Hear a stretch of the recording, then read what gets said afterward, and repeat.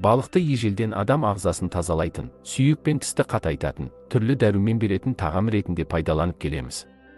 Әсіресе оның тез қорытылатыны мен диета кезінде таптырмайтын тағам болғандығы үшін де жоғары бағалаймыз.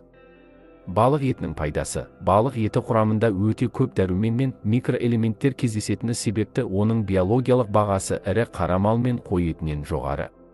Мысалы, балық етінің 100 граммында адам денсаулығы үшін өте қажет болған 1 күндік 0,2 мг йод бар. Оның құрамында ақуыз, түрлі дәрумендер, минералдар, темір, йод, магний, фосфор бар және балық етін жеген адам семіріп кетпейді. Бұған қоса, балық еті құрамында адамға аса қажет омега-3 май қышқылдары бар.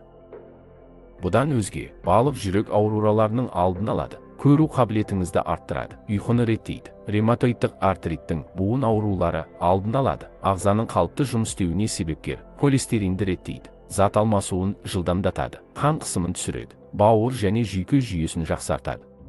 Балықты сатып алғанда ескеретін жайттар. Балықты сатып алып жатқан кезде оның сырт көрінісіне мән беріңіз. Оны таңдаған кезде саусағыңызбен басып көріңіз. Егер саусағыңыз тиген жер тез арада өз қалпына қайтып келсе, онда бұл балық жаңа ауланған. Және иісіне де мән беріңіз. Өткір иісті, еті сары немесе жасыл болса, мұндай балыққа жоламаңыз. Жалпы, балықты тоңазытқышта 3 күн, мұздатқышта бірнеше ай сақтауға болады.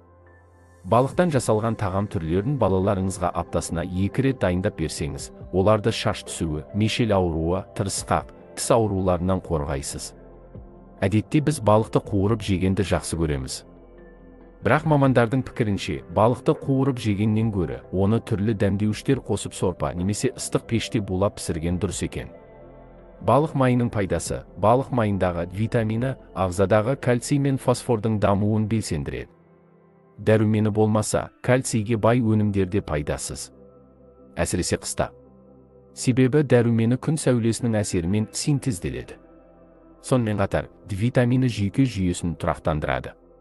Балық майындағы ретинол іріңдеген жараны тез жазады. Шаш пен тырнағыңыздың өз қалпына тез қайтқанын қаласаңыз күніне 1 рет жатар алдында балық майын тырнағыңыз бен шашыңызға жағыңыз. Балық майы сонымен бірге адамды семіртпейді және теріні жасартырады. Жақында ғалымдар балық майының артық салмақтан арылтатынын анықтады. Бұл оның бағасын тағы да арттырды.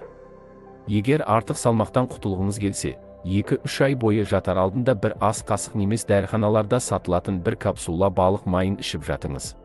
Күзгі қысқы маусымда мектеп жасындағы балаларға күніне бір ас қасық, мектепке дейінгі жастағы сәбилерге бір шай қасықпен балық майын ішкізу керек. Балық майы сонымен қатар ыңғайлы капсула түрінде де бар. Шыны ыдыстағы мен капсуланың құрамы бірдей. Балық майын 4 апта үзіліссіз ішіп, содан соң 2 апта үзіліс жасау керек. Себебі балық майы адам ағзасына пайдалы дәрумендермен қатар зиянды элементтерді де жинауы мүмкін. 1 айдан соң міндетті түрде 2 апта ағзаны демалтыру керек. Сіз осылай оны қыркүйектен бастап мамырға дейін ішуіңізге болады. Балықты төмендегідей аурулары бар адамдар жемегені дұрыс. Аллергиялық аурулары бар адамдар, қанында кальций көп, өкпе аурулары мен бүйрек аурулары бар адамдарға балықты жиі жеу қажет емес. Балықтың басы мен көзін жеу дұрыс па?